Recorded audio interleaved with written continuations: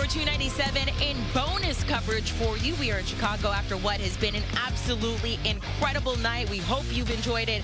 Let's send it back down cage side to Big John McCarthy and two-time world champ Josh Thompson. Well, thank you very much to the beautiful Amanda Guerra, and we do have some fights left on this card that are outstanding. We've got Richie Smullen from Dublin, Ireland, taking on Timur Hiziev, 12-0 from Dagestan.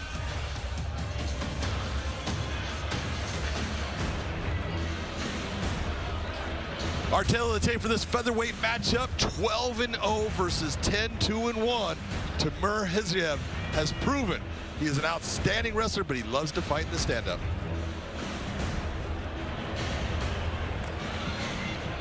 And tonight here at Wintrust Arena, the action continues, so let's get right to it. Here is 3 5-minute rounds in the featherweight division. Introducing the blue corner at 5'9", weighing in 145 pounds. He's near perfect in the Bellator cage at 4-1 overall. As a professional, he brings 10 victories, 2 losses with 1 draw. Presenting Richie Smullen.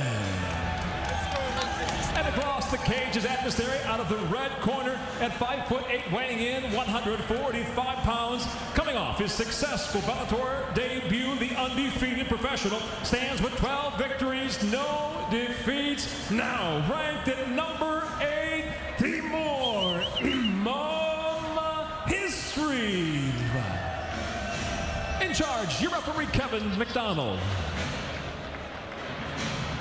This will be Richie Smullen's 6th Bellator match. He's only got 1 loss in that, the 2nd Bellator match for Hiziev.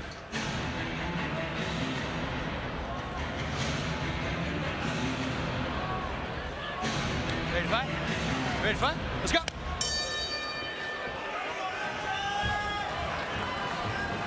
One of the things that we've seen from Hiziev early, he loves to be in the stand-up. He will wrestle, but he likes to be that stand-up guy who attacks with spinning attacks. Smullen, absolute grappler. He wants to get this fight to the ground from the start. We had a little bit of drama with Smullen in the back earlier tonight. John, you want to go ahead and elaborate on that for us? Well, that was you. Richie Smullen, again, he is a pure grappler. He got hurt by that kick, though.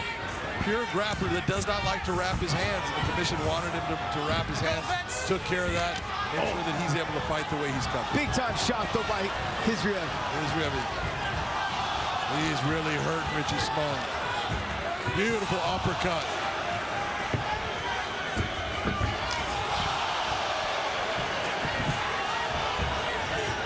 What I like what Hiziev's doing is he's really just picking his shots. He's not rushing in, he's not smothering the space, able to land the kicks and the shots. Timur Hiziev, there you go. But that's bringing Smullen into a place where he's really comfortable. He wants to be on the ground. He does not care if he's underneath you. He feels better when his back is on the ground or he's on top of his opponent than he ever does on his feet. Hiziev is no slouch to being on top though, John. He's got great wrestling, good top control, and he loves to put in the work. And if you start to get up, he's not going to fight to take you back down. He's going to give you the space and go back to the feet. Yeah, and he'll absolutely break away in the fight. He doesn't care about, I'm not comfortable here right behind. I might just break away, but I'm always going to leave you with something to remind that I was there. Nice job by Smullen trying to hold on to that arm. John, out of all Smullen's fights, so we've seen him countless times be in trouble, be rocked, be hurt, but guess what? He's still in the fight. He's a dog. He comes after you. He still keep wrestling, still trying to get the finish. It's so true. Look at him going after the spinning back fist there. Richie Smullen is that guy that you can never count out of the fight. He is always coming after you. He's always trying to figure out a way that's going to work for him to get that win. I've seen it too many times where I thought the fighter that he's against, too good an athlete, too good technically, Richie Smullen just finds a way to win.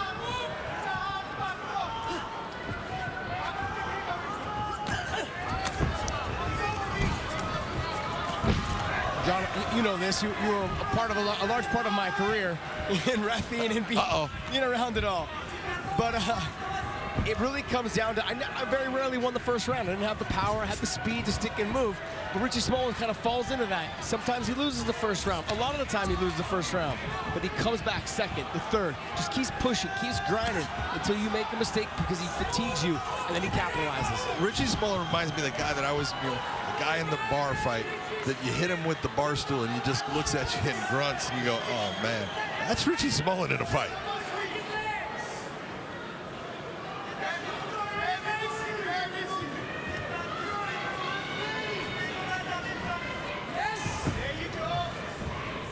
He's with a good positioning, keeping his hips directly in front of Smolin's. Working to the half guard position. You'll see a lot of top level wrestlers trying to get to that half guard because it's a little bit easier to control your opponent's body and keep their back flat to the canvas. Yeah, if you can get that leg up and clamp down on that downward leg, it's an easy position for you to just control the hips.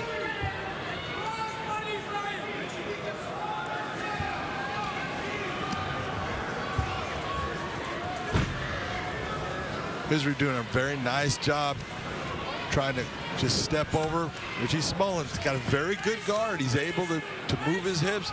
He's got good elevation when he wants. He'll hook in the butterfly hooks. And those elbows are nasty from the bottom, even though they don't look like they're landing hard. It just makes your opponent move. So he's making Hisriev move when he doesn't want to move, when he wants to slow the tempo of the fight down. Hisriev really trying to crank down on that shot, putting a lot of power, getting some posture.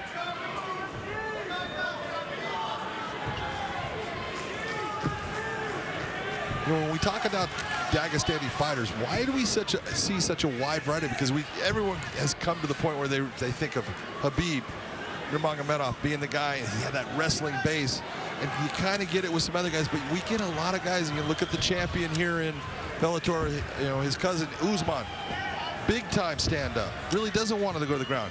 Well, Hisriev is kind of the same way. He would rather be in the stand-up than be in a wrestling match. Yeah, what you're going to find is that some of them came from, even though they're family, they came from different parts of the camp. In terms of Sambo, some of them came from a Taekwondo-style background. Some of them came from the wrestling background. Big overhand right there by Hisriev. Nice round for Hisriev.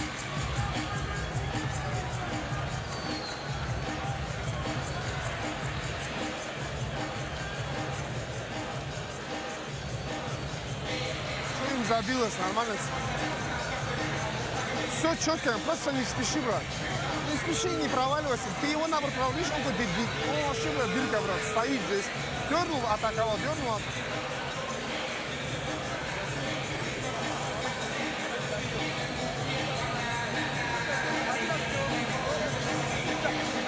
С ручек корпус хорошо заходит. Право через руку. Hisriev early with the beautiful uppercut there, but what I was talking about earlier, he made the space and didn't smother his shots and then landed a little right check hook.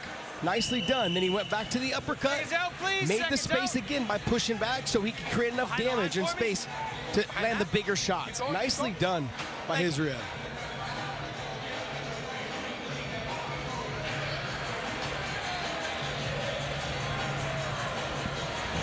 Getting ready for the start of the second round. Richie Smolin's going to have to do something to change that momentum, change that tempo of what's been going on so far. Nice little left hook there by Hisriev.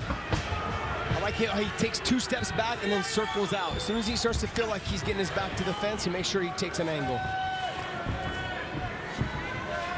And Richie Smolin coming off of a very big win against Peter Nadelsky at Bellator 291. That was a split decision, and one that you look at, he grinded out that victory, and that's what he's going to have to try to find a way to do here against Hisriev. What I want to see Richie Smolin do is move his head a little bit offline as he strikes to close that distance. See how he's keeping himself straight upright? It makes it easier for your opponent to hit him because they always know where to find your head. Yeah, he looks like he's a little square to his opponent, which is opening up the ability for Hisriev to land these shots. Oh, big shot though by Richie Smolin.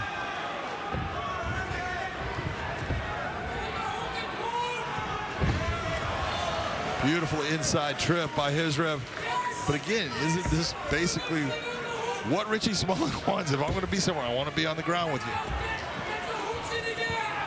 And you can't blame him because that's where his skill set is best. Well, you know, a lot of talking going back to Khabib. Remember, he wore at one of the weigh-ins, he wore the shirt that said if Sambo was easy, it'd be called jiu-jitsu. And a lot of the Sambo style fighters, what they say is that basically like jiu-jitsu is just a part of what they do, but they train everything, the wrestling defense, the jiu-jitsu defense, this judo defense, all of these things that play into it. So they understand what it takes to be from the top position. They're not threatened by a lot of jiu-jitsu players.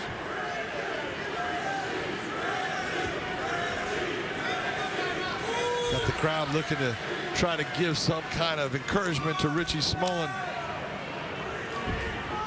So far, not a whole lot has gone his way in this match. Nice slicing elbow by Richie Smullen, though.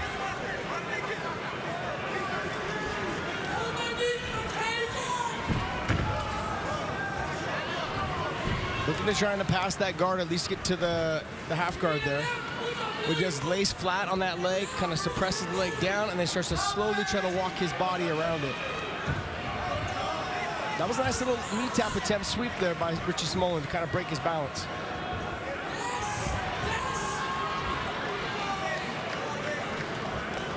Right to the pass by Hizriev. Nicely done.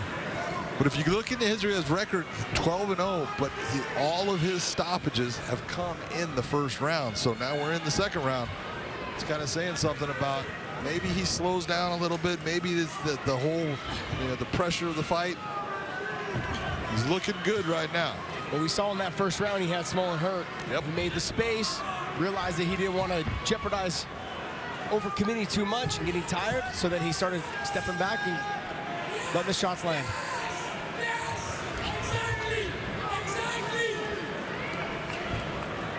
Now, Richie Smullen's landing a lot of these little shots right now, but none of them are doing anything that's affecting the fight or doing anything that's making Hizriev change what he's doing.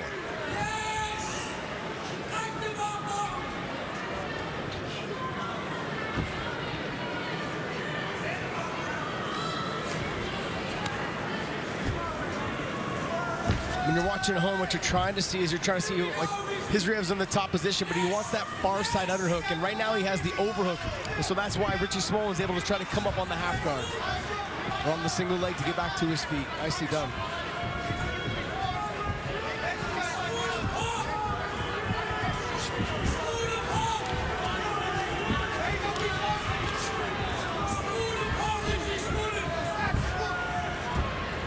Hizriev a lot cleaner in his stand-up, faster with his hands, but Richie Smullen just keeps on walking him down, coming forward. John, I can attest to when you hit somebody with everything you got, like you were talking about the bar stool, but as you keep adding up, you're thinking, okay, one of these shots is going to finally wobble your legs a little bit, and I'm going to break the armor. Yep. It doesn't seem to be the case with Richie Smullen when you're fighting him. He'll take it, and then he'll kind of take a step back, but then he'll refocus on you and walk forward. Yeah, you're right. He'll even show that, he'll turn. That hurt me, but I'm back. You gotta love the heart of that, though. Not an easy thing to do. As we come to the end of the second round of this featherweight matchup. Stop. Wing break.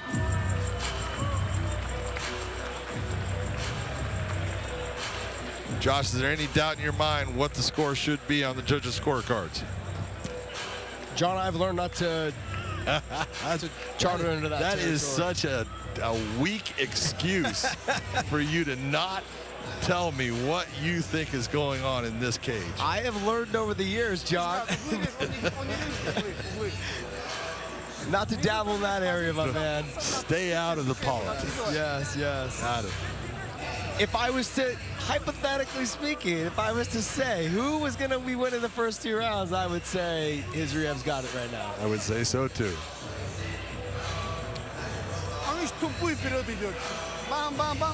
this third round is where Richie Smullen gets to work. This is the round that Richie Smullen pulls a lot of his fights out from. Outside the line?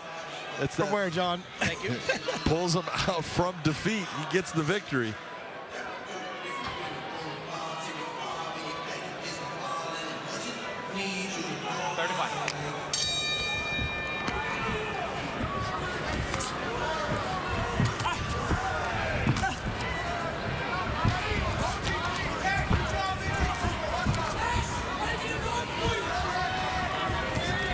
Both these guys throwing heavy leather to start this third round. Very heavy leather. Both really trying to turn it up.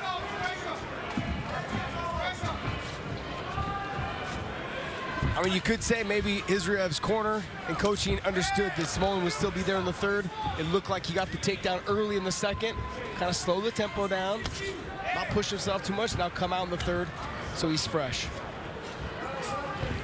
When you're looking at the featherweight division here in Bellator and you're thinking about Israev, if he gets the victory here tonight, who's someone that you would like to see them possibly match him up with? You know, someone like a Masvidal, maybe. Would he want to go to the ground with Masvidal? I don't know. But Masvidal would definitely walk him down, similar to what Richie Smolin is doing. Yep. It's a good style fight to see also, too, if we can pull this guy out of controlling the tempo of the fights, because he's been able to control the tempo of the fights here in Bellator. So if we get him someone like Masvidal who could moves his head real well offline, throws punching combinations right back. And clean right hands, two of them right in a row. Those were heavy, thudding right hands. Richie Smolin just ate those. There's no doubt Richie Smolin, he's got a beard, man, because he is taking some shots.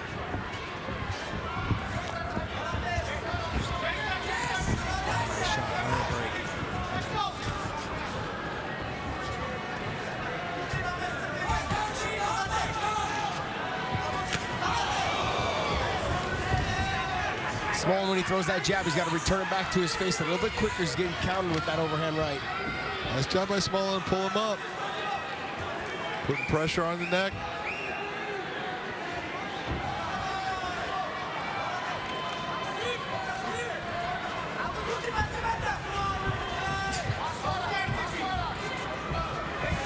Oh, there's that jab I was just talking about. The jab came out lazy, didn't return it back, and got hit with the overhand right. Smolin's starting to wear a little bit of the damage that Israev has been able to apply during these 3 rounds.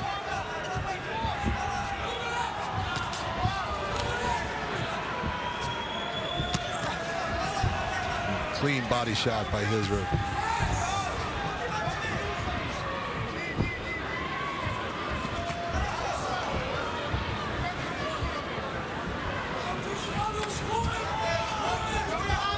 Israev's doing a good job of throwing his strikes and then moving himself offline and then circling and making sure he can't be countered. He is. He's doing a great job with it, but Richie Smolin just showing, you know, I keep walking forward. I keep putting pressure. Israev is doing a great job of dealing with that pressure, and he's landing a lot of shots.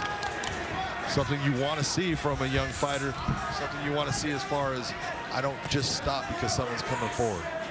John, it's one of the most exhausting things when you're landing big shots on someone and they keep walking forward and you've got to keep circling and staying away. You start realizing, man, no matter what I do, I should get the takedown. Slow the tempo of this fight down. I need a break.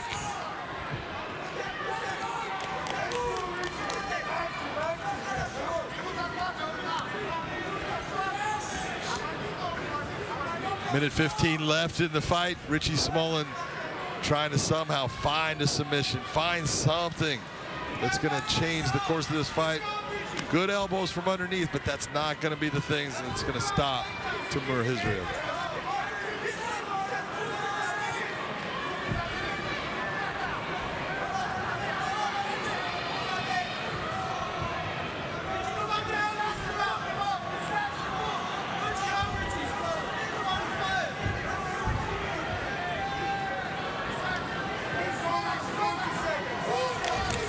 Nice job of Israev to break him down there. But Smolin's done a good job with those elbows. Israel's going to have a couple of lumps on his head tonight, putting an ice bag. But he'll also have a W in the Yes, he will. No doubt about it.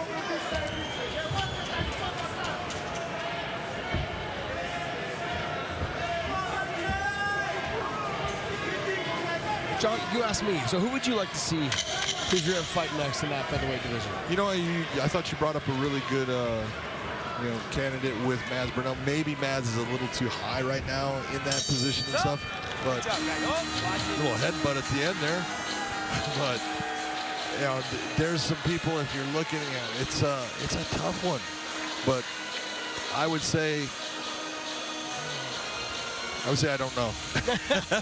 Well played, my friend. Well played.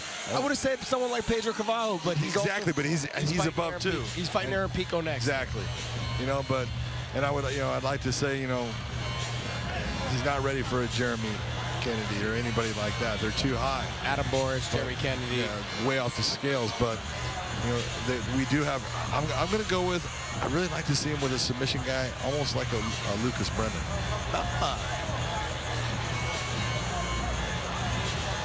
Threw a little wrench in there, huh? Little wrench. Guy that can wrestle. Guy that's got good submissions. I think his riff is probably better on the feet, but be interesting. Brennan has looked fantastic in all of his Bellator fights, and he has put on just submission clinics. So, you know, obviously Richie Smullen, a good grappler, but he doesn't have the repertoire that someone like Lucas Brennan does.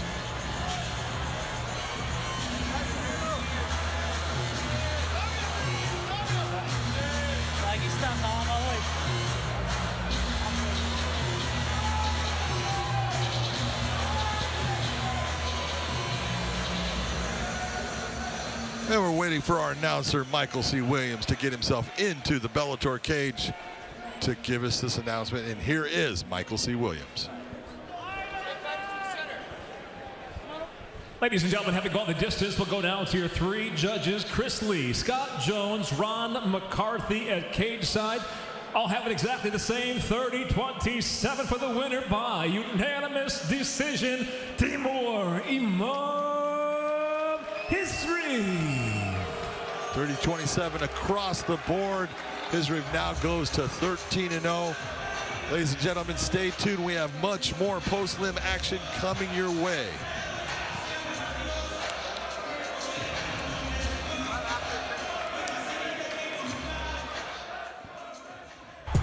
It's in my veins that I feel it. Look in my eyes, there's no way to conceal it. Pressure is pumping, it's coming, it's bubbling. Feel the earth shaking, the stomp of 100 men catching that contact. Prepare for that combat. And we are done. Is where it begins. That everything in that game that you win back. Brace for the impact. Are you kidding? You catching that contact. Brace for the impact.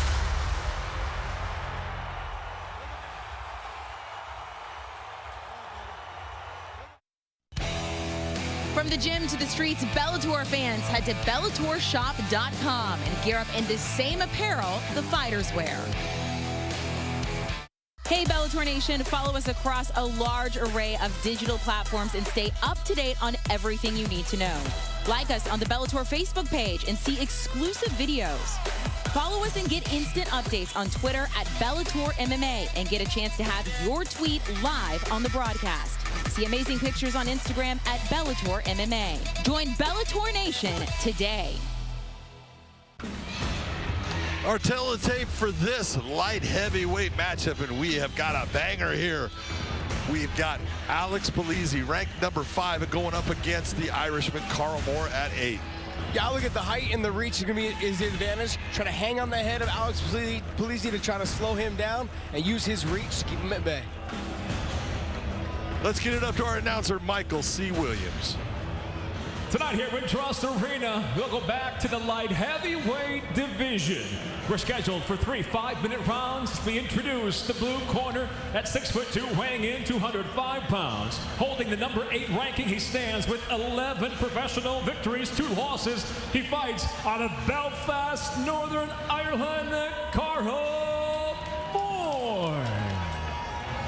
And across the cage, his adversary out of the red corner at 6 foot, weighing in 204 pounds even as a professional. 10 victories, only 2 defeats. Currently ranked at number 5. He fights out of Las Vegas, Nevada by way of Madison, Wisconsin, Alex "Easy" Polizzi.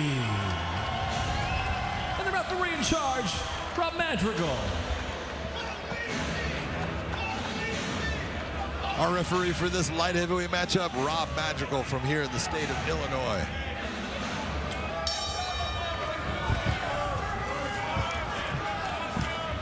Carl Moore looking much bigger than Alex Polizzi in the light heavyweight division. He is a huge light heavyweight. Alex Polizzi's got the worst tattoos in the game, John. That's a possibility. It is a possibility. And the one thing that we've seen from Alex Polizzi is he's had some just outstanding fights. He had just one of my favorite fights of all time when he fought Jose Augusto, back and forth, and just nothing but heart in that fight. Came away with the win when you thought he was out. He got hit with knees that I thought would knock over a house, and he somehow made his way past him. Yeah, when he fought Gugu that night, it was a fight that was electric from beginning to end. They came out swinging. There was flying knees, there was takedowns, there was slams, there was ground and pound. It was a well-rounded fight, and fantastic fight. And one of the big moments for Carl Moore, he went up against Carl Albrechtsen. He was like a plus 500 against Albrechtsen, and he got the submission victory. Unbelievable win in Dublin, Ireland. But John, you said it earlier, he's huge for the weight. He is. I'm looking at him going, man, how do you even possibly make the weight? Hollow bones. It's the only way.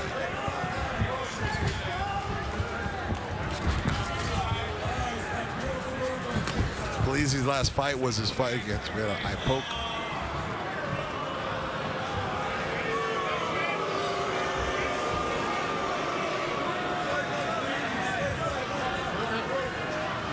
Never good when you get the Ipoke. Let's see what occurs here. Here's a replay of the action. Moore comes forward, and Polizzi just tries to defend by putting the hand out. The fingers definitely go in the eye. Polizzi even shook his hand because it probably hurt his finger. One of the things that I like that I see out of Nevada right now is Nevada is allowing the doctors to have a wet towel that they can hand to the fighter to put in their eye. I think it helps in making your eye kind of settle down.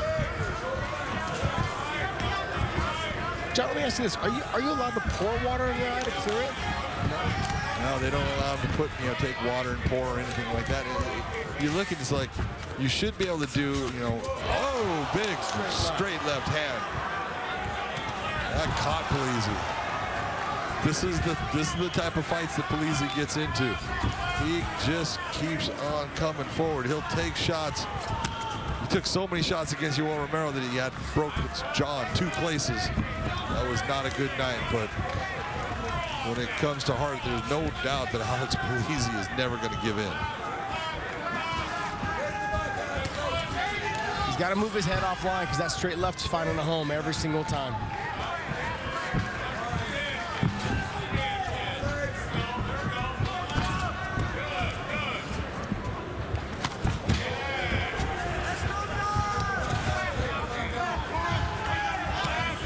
John, I can't get over the size difference when you see them side by side. Oh my God, you're absolutely right. They look like they're in 2 different weight classes, because I'm sure right now Carl Moore is probably weighing close to 225 to 230 pounds. Polizzi is a guy that you look at, almost a tweener, could almost go down into that middleweight division.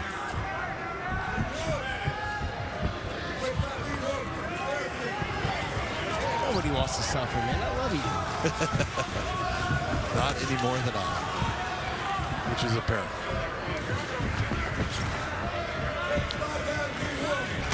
What I like that Carl Moore's doing, he's throwing the feints, and then he's letting the straight left come back, and he's giving away his space. Good right hand by Polizzi. Shoots in, changes that level, goes to the takedown. We'll see if he can do something different. This will, at least he's crushed that range and that ability for Moore to stand on the outside and use that left hand.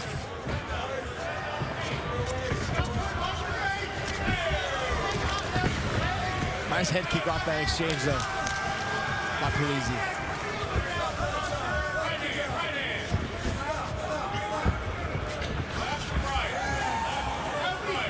That straight left keeps finding a home every single time he throws it. And he needs to throw it more. Does that make sense with Carl? I like how Polizzi made the adjustments inside the cage. Most of the time, fighters have a hard time, even when they go back to their corner, making the adjustments. Did a great job. Look, the stand-up's not working for me. Let me get to wrestling. Nice job by Polizzi. You saw Moore looking for the switch there. Back to getting himself to his feet. Good use of the cage by Carl Moore.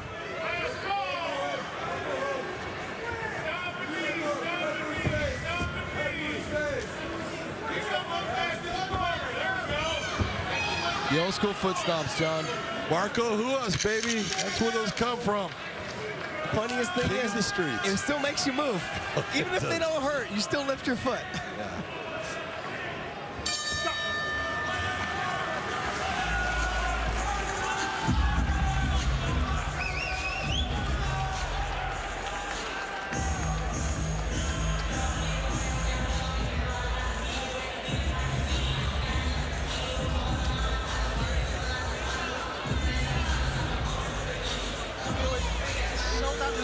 Just stop making entries.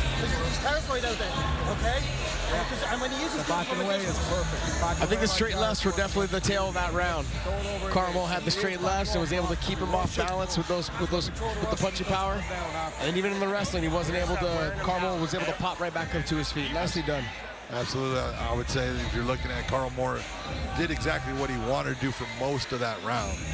Polizzi at the end was looking for more takedowns, looking for the ability to try to change what was going on.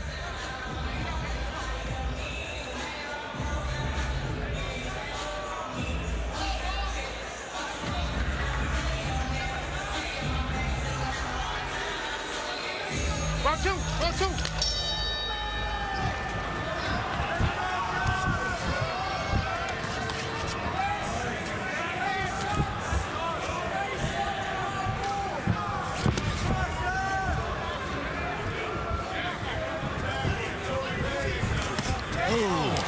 Once again, that straight left hand right down the pipe. What he did was he feinted that short right hook and then came back with a straight left. Nicely done by him.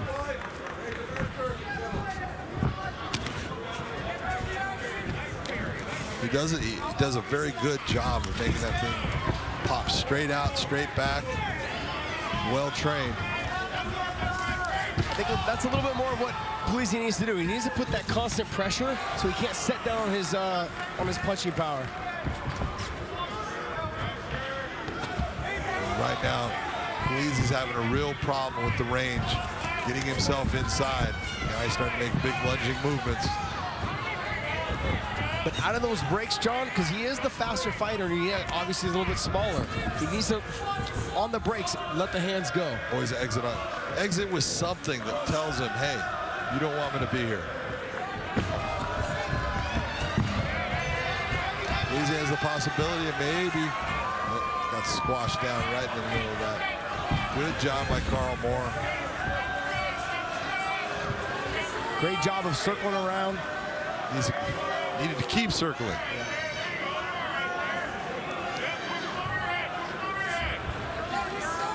Moore has a big advantage right now in the punches landed, 22 to 4 so far in this fight. There's been no doubt that Carl Moore has been the more effective fighter on the feet, and that's why Alex Polizzi is trying to get this thing to the ground. John, you also know this, though, is that anytime someone starts wrestling, you start grinding on somebody, it starts slowing your opponent down when they're the bigger guy.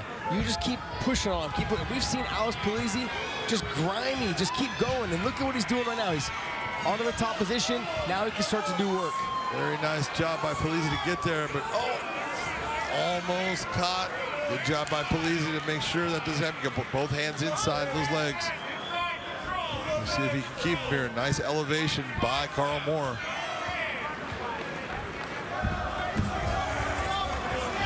Nice job on that hook sweep. At least enough to create space so he can come up on the single leg. He got the hips a little bit light, got him up in the air, and that was all he needed. Right back to the single leg dump he's trying to hit. He just doesn't stop. Just like a pit bull, man, tenacious going after it. You know, that's what we've seen from Alex Polizzi every time we've seen him fight. So it's not something that we don't expect. The real difference here is the size matter. I think the size is going to start to wear down on him. And the power of Carl Moore.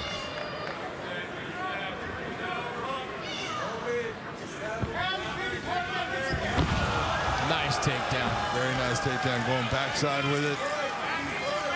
We've seen that Carl Moore on the ground, he's got a good submission game, so Polizzi needs to be very tight. Nice job.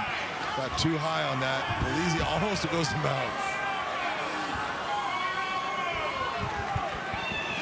He overstepped on that left leg, and then he forgot about his right leg, and then Carmo was able to come out on the left side underhook.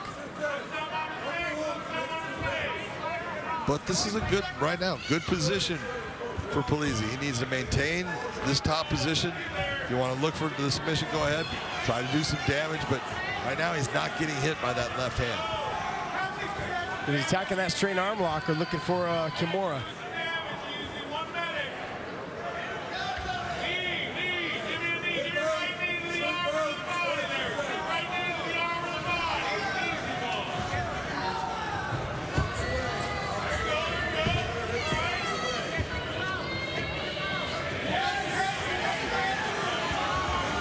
Good work by Polizzi. Could look towards. Oh, I knew it was going to come over. Nice. But that was an all-strength going with that. Very strong move by Carl Moore. That burned a lot of energy. He utilized that fence to help kick him all the way over. Give him the leverage to get him over. Polizzi back on the grind, though, doing what he does. Great job by Polizzi to get back to that top position.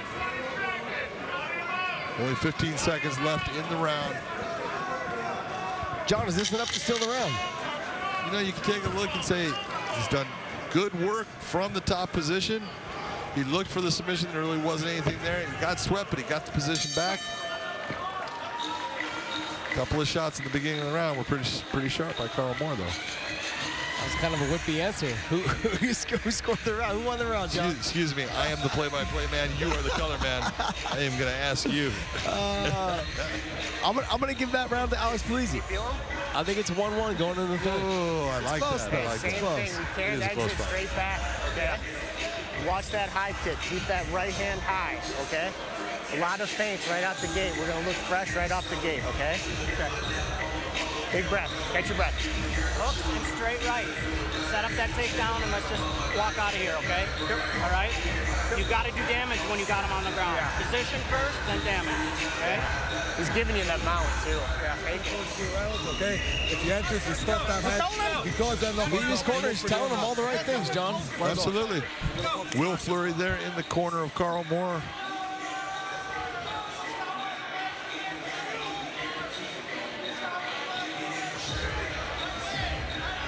Round three, round three.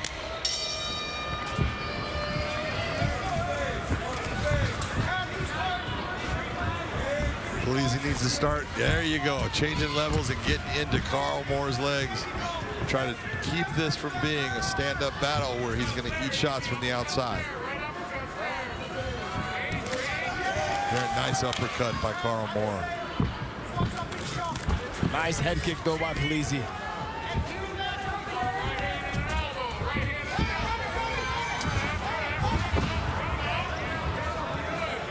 Good tenacious attack. Kept after him. Didn't stop.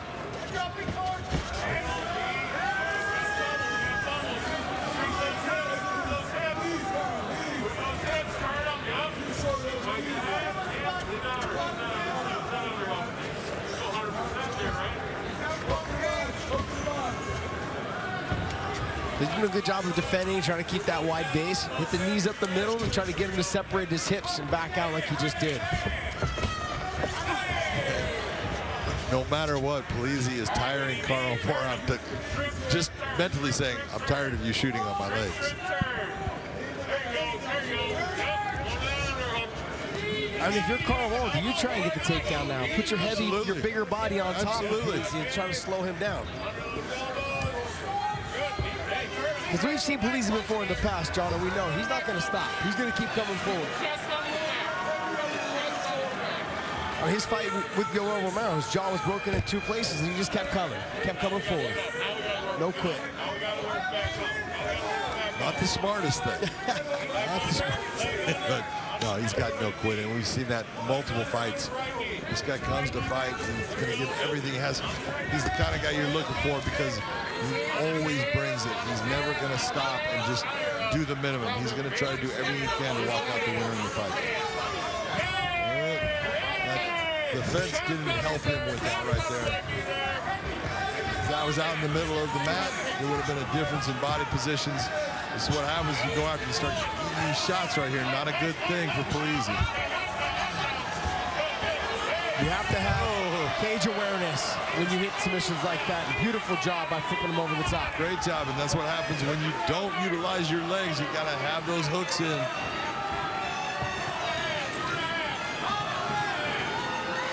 That was similar to Chael Sonnen against Fedor Emelianenko. Yes, it was.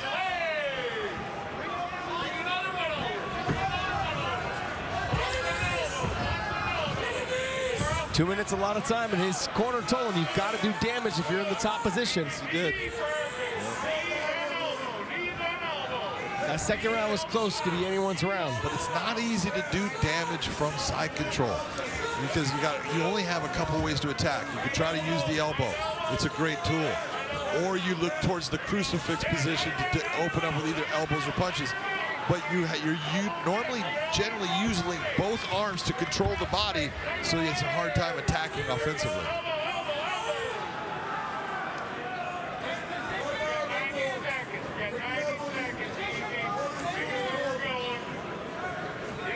Polizzi's corner was telling him, hey, he's giving you the mount. He's giving you the mount. Try to get to the mount position and do damage from that top position. So we'll see if he tries working to that mount position.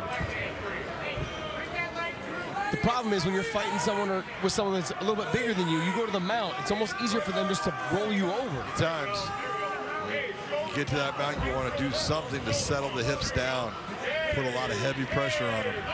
Here he goes. Right? Almost went. He's got to turn his feet away from the fence so he can't utilize that fence to wall walk and try to buck him off again like he did in the second.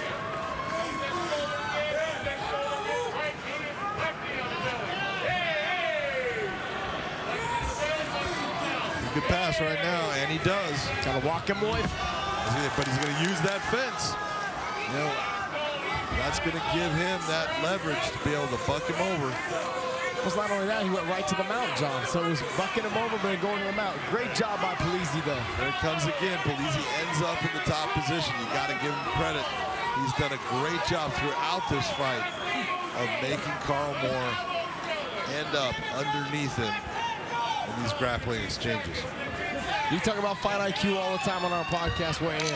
I got to be honest, John, this was a perfectly executed fight IQ for Alex Polizzi. He made the adjustments in the cage while the fight was going, which is very difficult. Great job by him. Absolutely. I don't know if he's going to win. We're going to find out.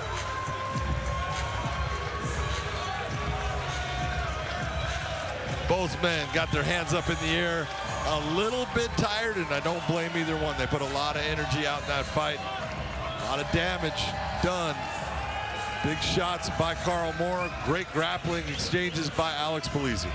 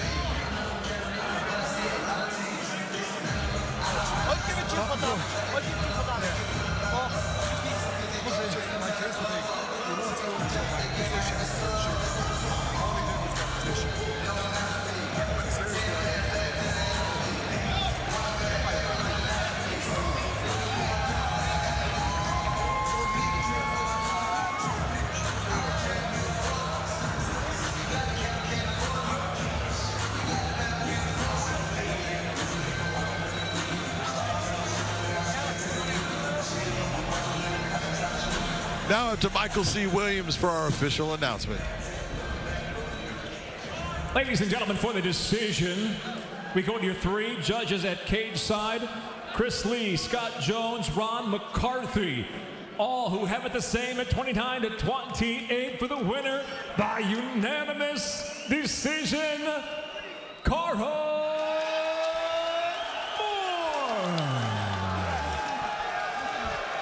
Carl Moore getting the unanimous decision victory, 29-28 on all three judges' scorecards. It was a close fight either way. I thought that Alex Polizzi did a great job, especially in that third round, of controlling Carl Moore. Carl Moore landed the better strikes. I thought Polizzi basically had the better grappling. But Carl Moore walks away with the victory.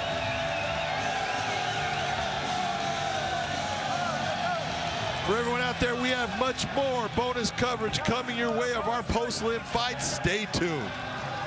Hey, Bellator Nation, follow us across a large array of digital platforms and stay up to date on everything you need to know. Like us on the Bellator Facebook page and see exclusive videos. Follow us and get instant updates on Twitter at Bellator MMA and get a chance to have your tweet live on the broadcast. See amazing pictures on Instagram at Bellator MMA. Join Bellator Nation today. From the gym to the streets, Bellator fans head to BellatorShop.com and gear up in the same apparel the fighters wear. The new Bellator MMA app is here. New look, new features, new fights. Watch live weigh-ins and prelims. Share your fight picks. Earn points and badges as you rank up to the heavyweight division. And stay up to date on events, rankings, and news. For all the latest features, download the new Bellator MMA app. Available on the App Store and Google Play. Our teletape for this lightweight matchup, we have got Mike Magic Hamill taking on Shamil Nemkov. John, they're virtually identical. 10-0 against 10-5, but I'll tell you what, Mike Hamill has had some incredible matchups here in Bellator. They have never given him an easy opponent, and man, they didn't do it to him again. This is going to be a burner. Let's go to our announcer, Michael C. Williams. Tonight here in Chicago, Bellator 297 continues now as we go 3 5-minute rounds in the lightweight division. Introducing first the blue corner at 5'9", weighing in 156 pounds even. Now 1-0 in the Bellator cage overall. He stands undefeated as a professional. 10 victories, no losses. Ladies and gentlemen, presenting Shamil Nemkov.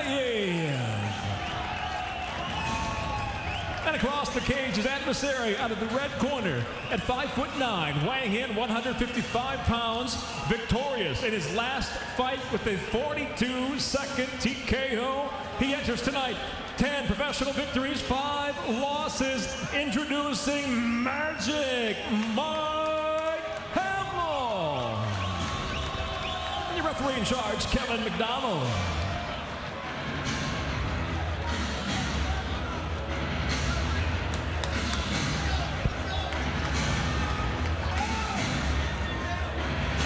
Ready to fight? Ready to fight? Let's go!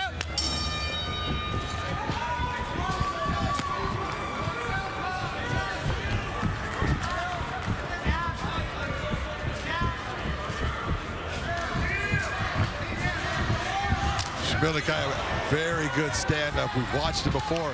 This guy explodes into shots, hides his kicks very well. He's got good wrestling. Mike Hamill knows everything that he's going to be faced with in this fight, but Mike Hamill's got great wrestling too, and he can take anybody down. He's got great wrestling. He's also got great stand-up in terms of his striking, his kick. He puts it all together very well. One of the things, if you're looking, you got to really be, cognizant of. Mike Hamill came in first off on a couple days' notice to take on Adam Borch, and lost a split decision in that, put on a great performance. And then his second opponent here at Bellator, they gave him Usman Nurmagomedov. Who hates him? Yeah, but he was also able to get a takedown or two against Usman. He wasn't able to hold him down, but he was able to sit him to his butt real quick, and he bounced right back up. Oh, he got hit with a big shot. He is hurt. That was a big shot by Nemkov. Hamill running now. Nemkov's got to make space. Don't smother himself too much. Took him down. He's going to give him time to recover. Well, landing shots. Nemkov really going after that's big, heavy shots right there. This is why Nemkov is undefeated at this point in his career. He's burning a lot of energy. And Hamill will still be there if he can survive this. He's one of those fighters that will weather the storm. Oh, he took another big shot there, Josh. You can only take so many of those before they add up and the computer goes off. Still on wobbly legs. This is the best thing that Mike Hamill can do right here. Stay in the clinch, keep him tight, don't accept any more damage. Nemkov exerted a lot of energy during those exchanges. He's gonna have to grab some air. He's making his space right now, walking down.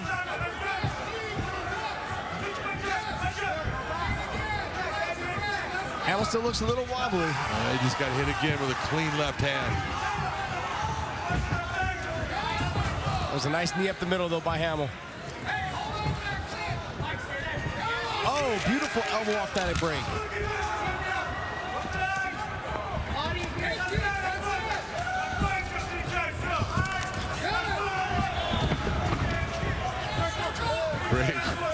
Great action by both guys here. They are just going broke.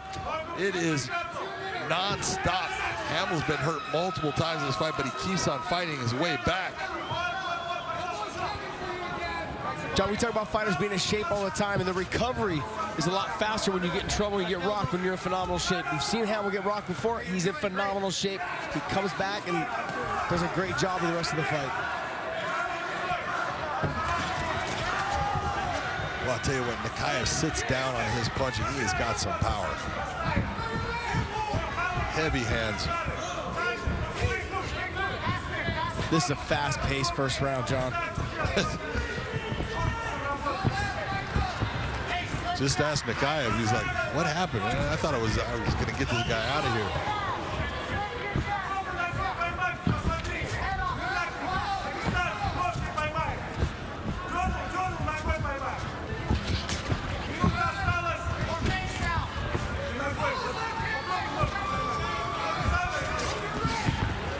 Hamill's going to have to figure out a way for him to get inside and be able to land shots that are going to get him into those wrestling exchanges where he can actually take the fight down and be in the top position.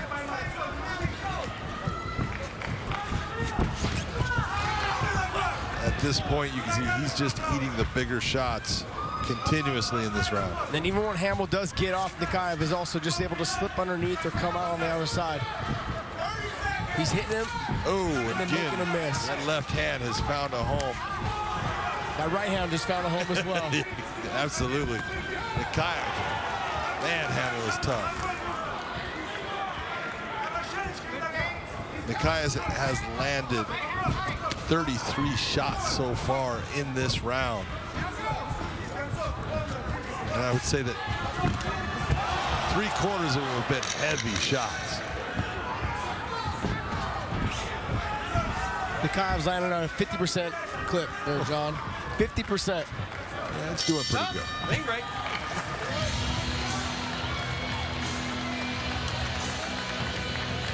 And you're Mike Hamill going back to your corner and go, who is this guy?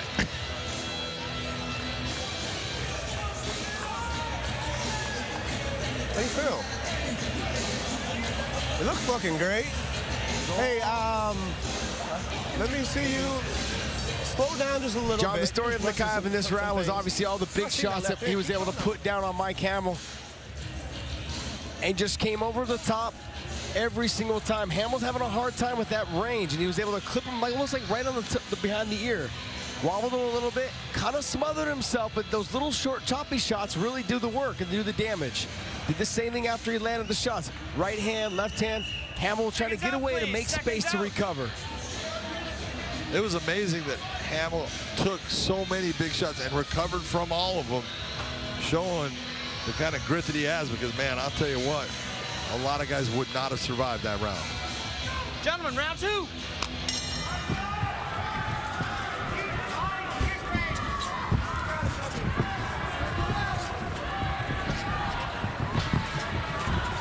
Hamill looks fully recovered coming out of the second round there, John. Good pep in his step.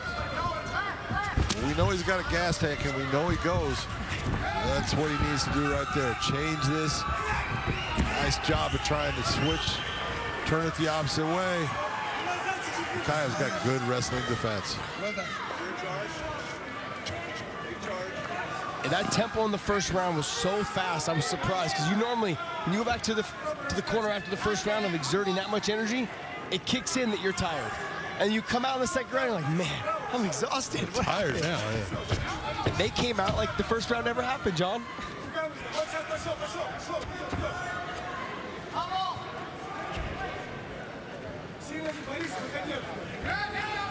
This is kind of a good game plan by Hamill, though. Keeping them in close, take away those big power shots, crush the space.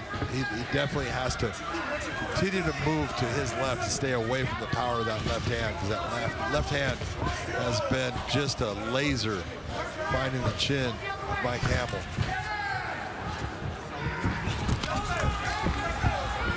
Good clubbing right hand by Mike Hamill there.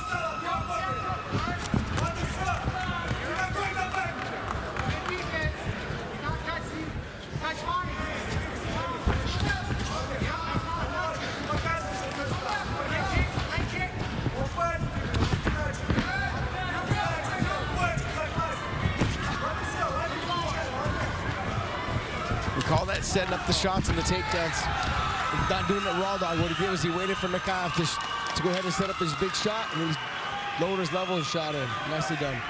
Well, this right here is a good opportunity for Mike Hamill. He does have him on his back. We'll see what he can do. Mike, normally very busy with his ground and pound, lands big elbows. Nemkov trying to work his way out of it. Nice job by Mike Hamill, but kind of up on his feet again. Big knee. Nemkov says, yeah, that did nothing.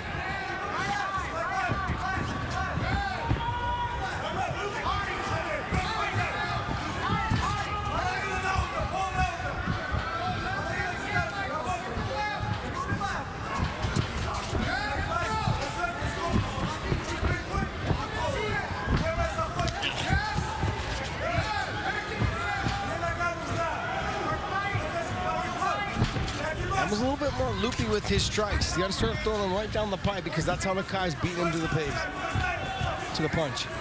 Pace or punch? Either one. We don't know. I was trying to say punch and face.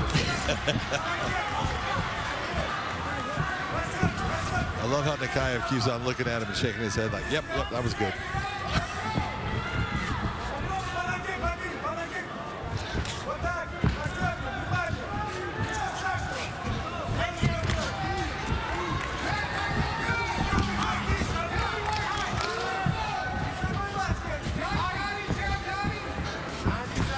Both of these guys fighting at a crazy pace right now, John. Both these guys have absolutely put it out there right now. And it's the amazing part for me is the transitions that both guys have had at times, and the way that they've been able to just fight through what the other guy is trying to do, get themselves back to where they feel superior. But Mike Hamill hurt in the first round badly.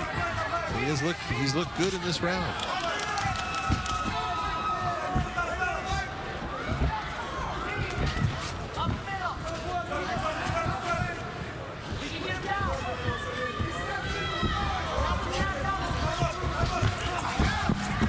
Done on a level change.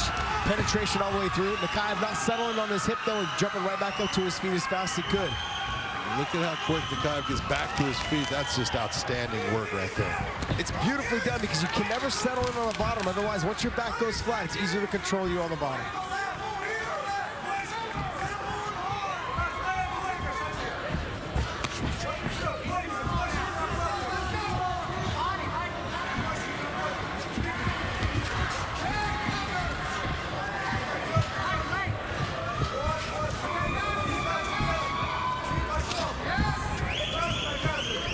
After that first round, though, Mike Hamill's worked his way back into this fight. I mean, this round is very close, John. It is a close round, and it's really a question of the grind versus the technique.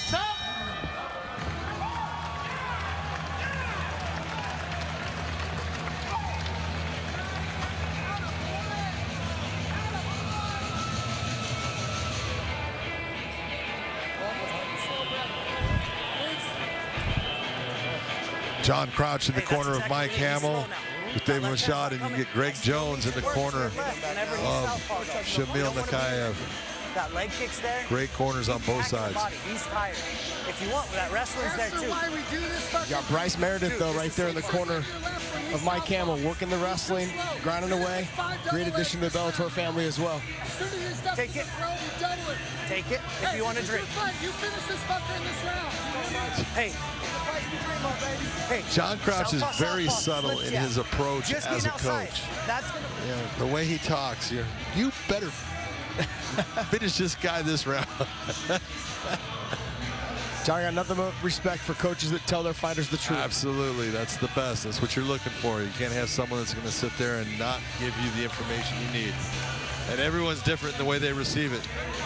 And those coaches know their fighters. So.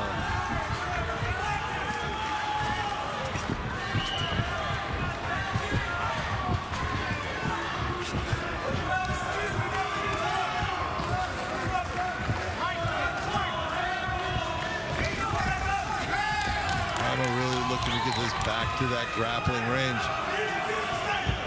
Not that he hasn't had success there. He's had success in being able to get him down to the ground, but Nemkov has always been able to get back to his feet. What I like he's doing now is he's feinting, getting Nemkov to react, and then lowering his level and getting in deep on the penetration. Finishing is, the wrestling doesn't start until you get in there. Everyone's like, oh yeah, he got in deep. Yeah, the wrestling doesn't start until you get there. It's all the work is when your shoulders and your body hits their hips.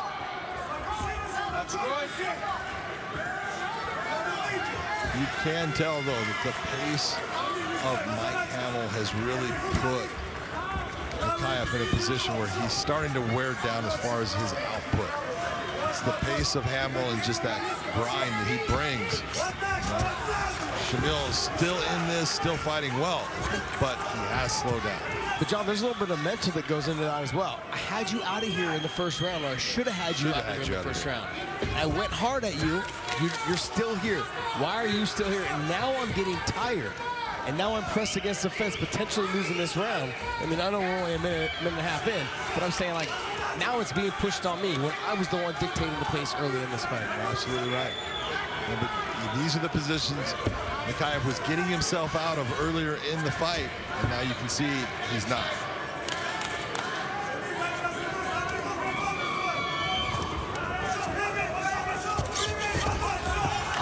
Nice turn of the position by Nemkov. He goes for the takedown here.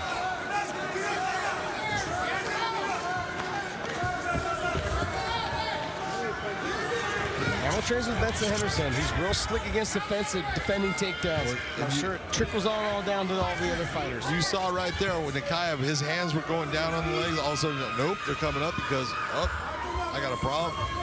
That's just nice defensive fighting by Hamill. Beautiful knee up inside. Using that little frame and that forearm, make the space, create the knee, and get in there. Nicely done by Mike Hamill. Get his back up off the fence. Nice job of going after him right away, too. Hamill's just a dog. He just keeps on clamping down on Nemkov, forcing the pace, making him work at a point where it's uncomfortable. It's the scrambling ability. They both were in a position that whoever could get their hips up higher to get to this position. Mike Hamill beat him to the punch.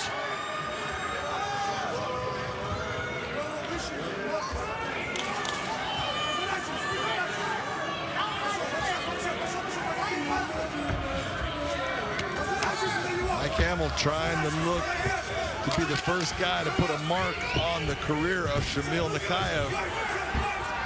He's got 1:40 left in this round.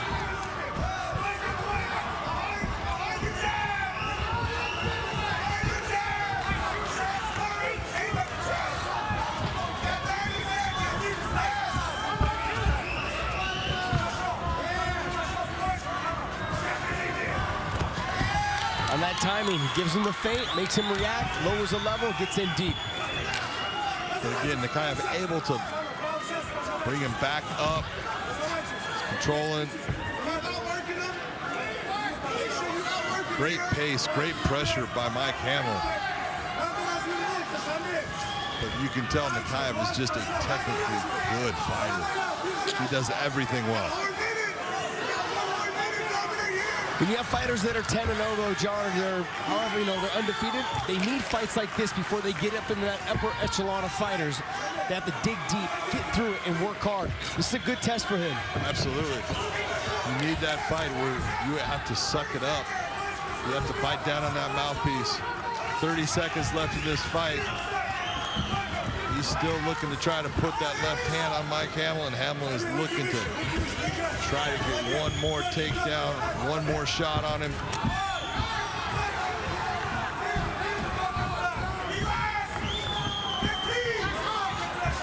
Outstanding effort by both men in this fight. Both really put a ton of energy out. Great competition. And it goes to the judges' scorecards. What does Burt Watson tell you never to allow happen? Don't let it go to the judges. They'll make you cry. Make you cry. John, I'm going to throw a little wrench in all this. Was the first round a potential 10-8 round? Absolutely could have been. And Mike Hamill potentially could have won the second, and I had him winning the third. Did you have him winning the third? Yes, I did. I had him winning the third. I'm not too sure about the second. Why are you always second-guessing me? I'm not second-guessing you. I'm just telling you that you are now saying this is a draw. I'm saying I'm going to throw a wrench in it. When I said I throw a wrench in it, I'm saying this could potentially end up being a draw. How big of a wrench are you throwing? It was a great fight. Great fight. Outstanding job. Huge heart by Mike Hamill to get himself out of that first round. I'll tell you what, because he was in trouble. You know, when you are running across the cage, and I don't blame him for doing it, but you know that you got problems. Yeah, you're in survival mode. Yep. Do whatever you can to make sure he gets past that point into the next round. I'm going to say first round was 10-9. Second round, I'm going to give it to Hamill. Third round to Hamill. Okay.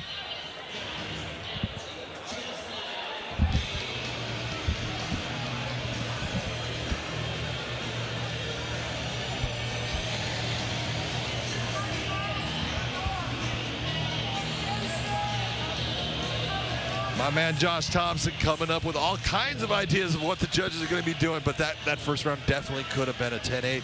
Mike Hamill was hurt. He was running. You know, little wrestling going on in the cage now between a couple of guys we know. Yes, we do.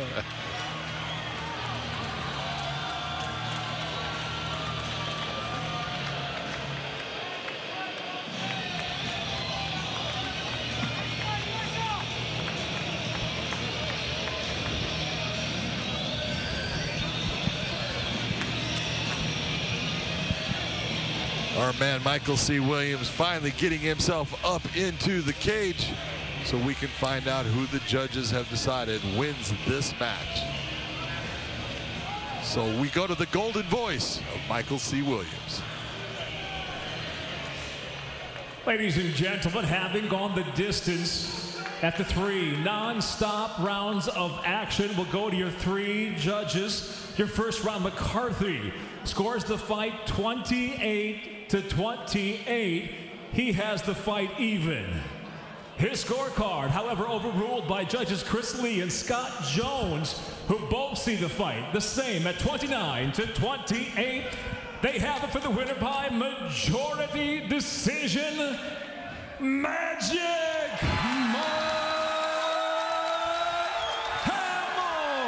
Boy, that is what a tenacious attitude and a never stop desire will do for you, because Mike Hamill was hurt bad in that first round, and he came back winning the second and third round there.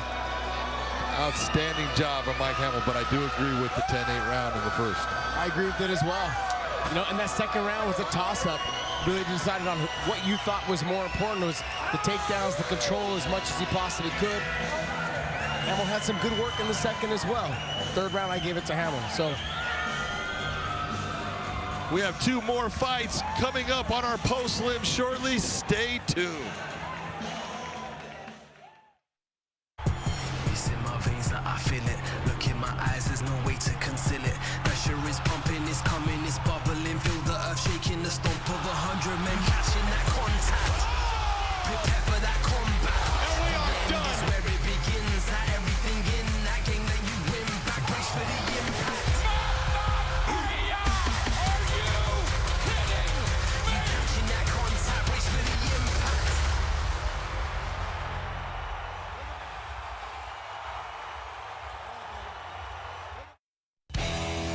From the gym to the streets, Bellator fans head to BellatorShop.com and gear up in the same apparel the fighters wear.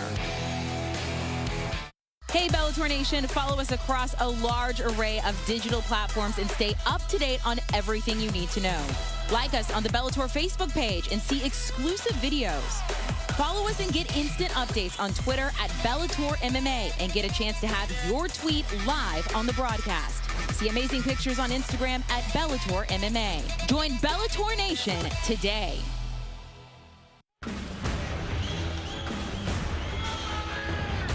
Well, do we have a welterweight matchup for you with Kyle Crutchmer versus Bobby Nash? Josh, we're talking about a reach advantage for Mr. Nash. Go ahead, John. You do the math on it for me. But yes, he does have a big reach advantage. He also has a very 6.5-inch reach advantage. And the height advantage. Let's get this to Michael C. Williams. And now, ladies and gentlemen, we go to 3 5-minute rounds in the welterweight division.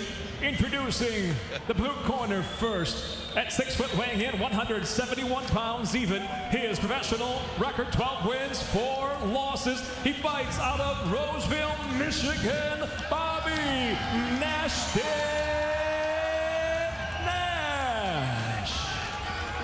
And across the cage is adversary out of the red corner at 5'9", weighing in 171 pounds as a professional. 9 victories, 2 defeats. Fighting out of Tulsa, Oklahoma, Kyle Crutchmer.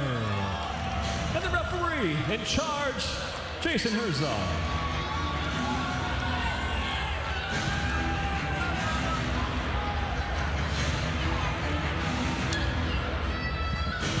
Our referee for this welterweight match, Mr. Jason Herzog in the middle. Bobby Nash against Kyle Crutchmer. Josh, this is really a wrestler versus wrestler match because Kyle Crutchmer coming out of Oklahoma State, fantastic collegiate wrestler.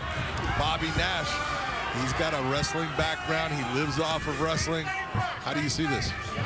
I mean, I look at Kyle. He's got to just give the feints, almost like a Mike Hamill type fight. He's got to give the feints, lower the level, get in deep on the takedowns, not give up on him. Work his way up to the body lock, look to knee trip, all along those lines. He's got to be very careful because Nash has big power in his hands. He's kind of a wild fighter. He'll I don't want to say herky-jerky, but he has that style of keeps you guessing. Yeah, he's got sometimes it's almost like a Keith Jardine approach. Well, I look at him a lot more like a Mike Shipman. Yeah, good point. They're stiff. Like Jardine was he kind of flew. He was fluid a little bit. Did you just say Keith Jardine was fluid? He's fluid. He kind of moved off of his movement. Do you even know what the word fluid means? Kyle Crutchmer in on this. We'll see if he can finish this takedown. Nice job by Nash to get back to his feet.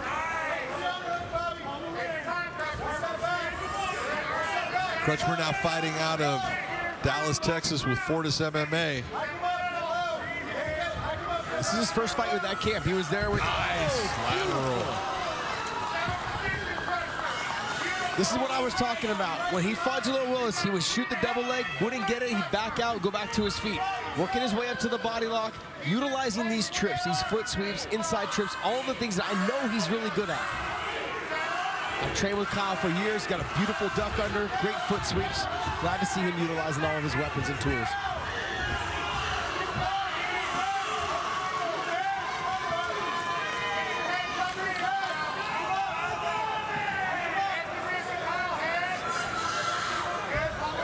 Nice job by Bobby Nash to get himself up and out.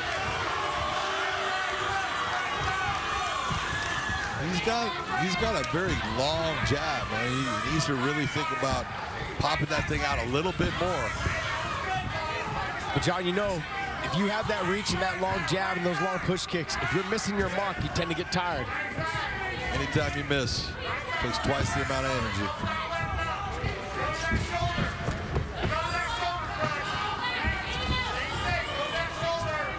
I'm liking what I'm seeing out of Kyle right now. He's giving him the feints, making him throw the shot, and then coming back in and throwing heavy shots.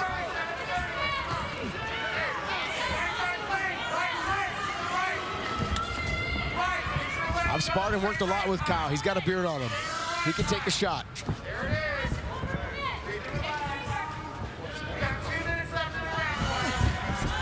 But it comes down to after you take the shot, what do you do with it? You take it, you got to deliver something right back to make them, to gain their respect.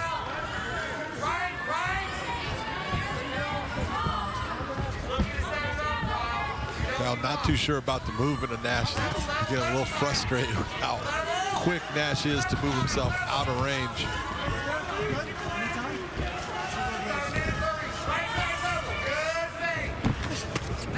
Clean shot. Very nice right hand by Kyle Crutchmer. He's really, oh, here you go. Shot. Bobby Nash needs to move. Don't just sit there and be a punching bag. That big shot. And it's all over. Big knockout win for Kyle Crutchmer. Nicely done. When he got to that top position also, he was hitting him with those small shots, and then he turned him to the other side to make sure he hit the shots that were clean on the chin. Nicely done by Kyle. Let's take a replay of that knockout, Josh. That right hand is what sent him down, but it was actually the movement and these shots on the ground, because he actually makes it through this. And then, talk me through those hammer fists. So what he did was he used that Dagestani handcuff, pulled him backwards, sat him back to his back, and hit him with the hammer fist from the other side. You can only take so many of those after you've been rocked. It was that overhand right off that lazy jab. Came in over the top, nicely done as he sat him down, he spun to the back. That's something that's very important. You don't want to stay in front of them for them to grab your legs. These shots aren't landing, but see how he changes the direction. Puts it back to the flat, hammer fist. Herzog calls the stop. That's a big win for Kyle Crutchmer. He needed that. Let's get it up to Michael C. Williams for our official call.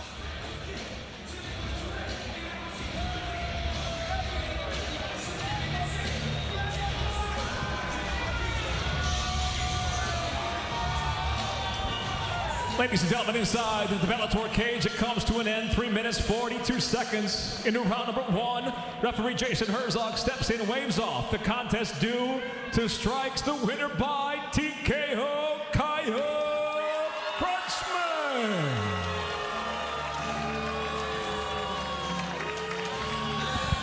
Big win for Kyle Crutchmer. That's a TKO that he's going to remember for a while.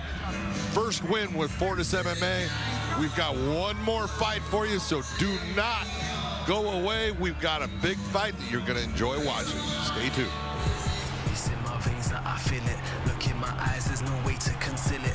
Pressure is pumping, it's coming, it's bubbling. Feel the earth shaking, the stomp of 100 men catching that contact. Prepare for that combat. And we are done. This is where it begins. That everything in that game that you win back. Brace for the impact.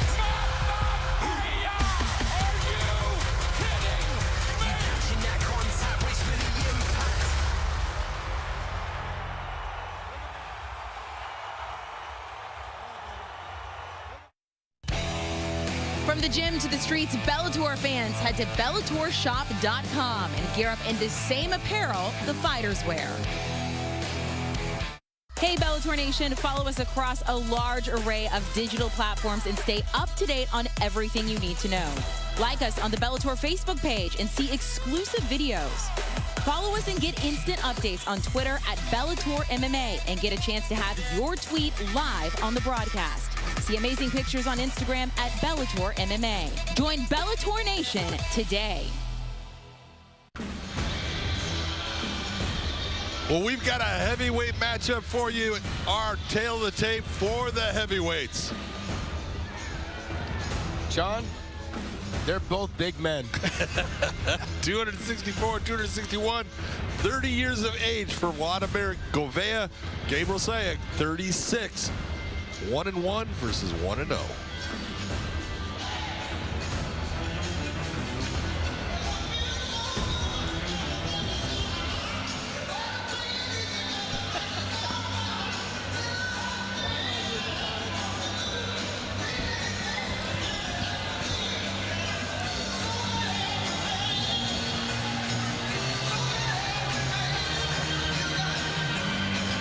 Gabriel Sayek in the corner, the blue corner here. One of the things that you learn about Gabriel is he was in a major car accident 5 years ago, and it was one that he was told he was never going to walk again. He was paralyzed.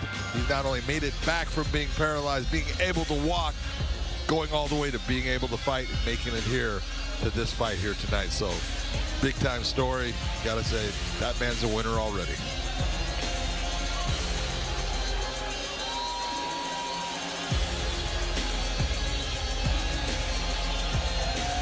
David Saig was also a combat veteran in the U.S. Army for 8 years, involved in over 123 combat missions. So I think stepping in the Bellator cage is easy work for this man tonight. He is facing a big, strong, heavy hitter and good grappler in Waldemir Gouveia.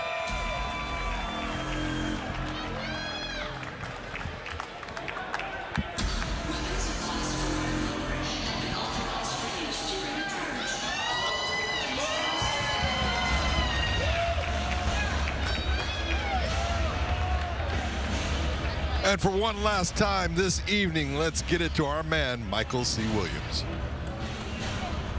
And now, ladies and gentlemen, the time has come to conclude Bellator 297, and we'll do it now with 3 5-minute rounds in the heavyweight division. Introducing the blue corner at 6'2", weighing in 261 pounds. His professional record early on, 1-1. He fights out of Milwaukee, Wisconsin, the Karate Kid, Gabriel Saig. And across the cage, his adversary out of the red corner at 6 foot, weighing in 264 pounds. After a successful professional and Bellator debut, he now stands at 1-0, fighting out of San Francisco, California, by way of Goiás, Brazil. Ladies and gentlemen, introducing Vladimir Blanca Gouveia. And your referee in charge, Kevin McDonald. Kevin McDonald is so excited to be the last referee standing in this cage tonight. It's been a long night, and he is hoping that these guys throw big shots, put on a show here. Get our commission staff to get out of the Bellator cage. You ready to fight? You ready to fight? Let's go! And here we go.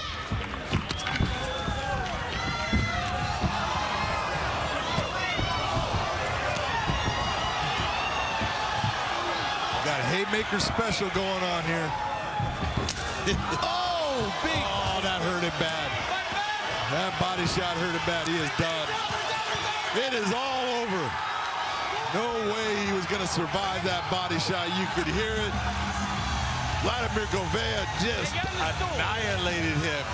He's still falling down the ground.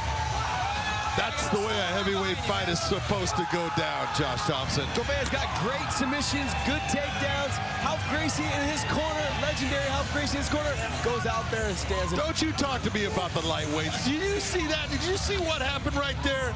That's what I'm talking about.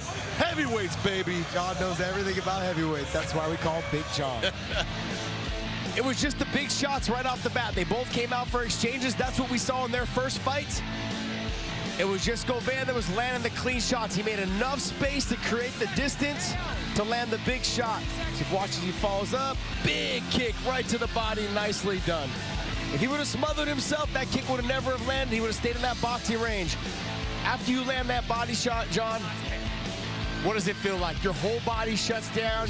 It's horrible. Nothing you can do about it. You try to hold yourself up. It's just a horrible feeling, but that was a big time shot. And he did a great job of making space to land that, like you said, because it's all about that space and putting it on the target. He did it.